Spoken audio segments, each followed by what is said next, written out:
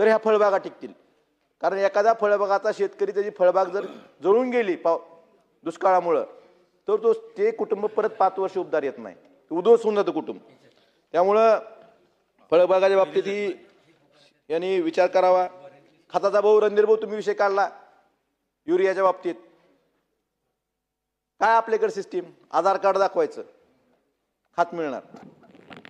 मला सांगा त्या आधार कार्डवाला शेतकरी आहे का नाही माहिती आहे का? कुणाला एक आधार कार्ड असतं, कुठले आधार कार्ड, शेतकरी नाही. बरोबर आहे, म्हणजे शेतकऱ्याने 7-12 परत काढायचा 25 रुपयाचा. नाही नाही नाही, ऐका माझं मत तेवढंच आहे, माझी विनंती आहे 7-12 परत मागून शेतकऱ्यांना परत खर्चात घालू नका. त्यासाठी तुम्ही ॲग्रिस्टॅक आहे ना, ॲग्रिस्टॅक आपण केलं शेतकऱ्यांनी, फक्त खात्री करा तो शेतकरी आहे का नाही, तो त्याचा गट नंबर विचारा.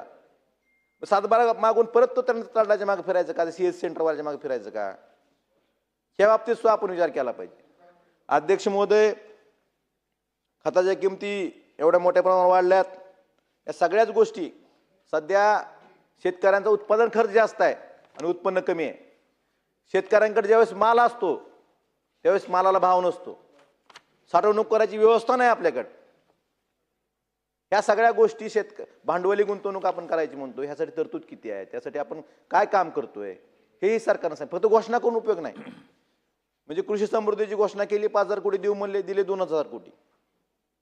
अशी फक्त घोषणा, प्रत्यक्ष अंमलबजावणी काय होते ह्याच्यावर काम करणं गरजेचं आहे, तर शेतकरी आत्महत्या थांबतील.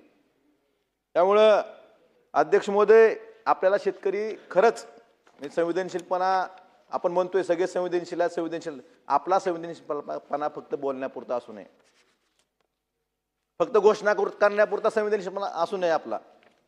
आपला संवेदनशीलपणा आपल्या कृतीतून दिसावा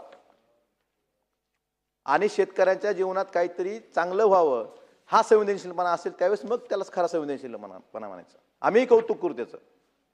फक्त घोषणा करण्यापुरता म्हणजे नुसत्या मोठ्या आकडे आता 36,000 कोटीची तुम्ही कर्जमाफी केली, तरतूद किती आहे?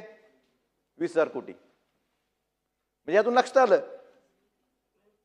हो बरोबर आहे, म्हणजे तुम्ही किती दिवस लांबवणार होते लक्षात आलं ना.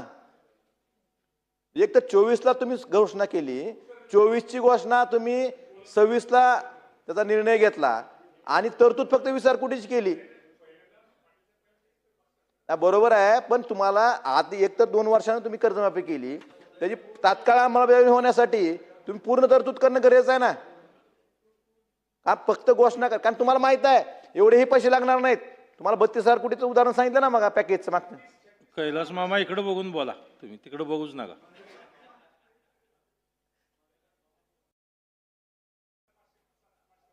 बरोबर आहे, 36,585 कोटीची तरतूद केली. असंच 32,000 कोटीचं पॅकेज पण जाहीर केलं होतं. प्रत्यक्षात किती खर्च झाले, प्रत्यक्षात शेतकऱ्यांना किती मिळाले, खर्च किती झाले, असंच कर्जमाफीचं होणार आहे का? त्यामुळं तुम्हाला खरंच तुमचं संवेदनशीलपणा असेल, खरंच शेतकऱ्याविषयी चांगलं मत असेल, खरंच शेतकऱ्यांचं काहीतरी तुम्हाला चांगलं करायचं असेल तर फक्त घोषणा करू नका, प्रत्यक्ष कृतीतून तुमचा संवेदनशीलपणा दाखवा.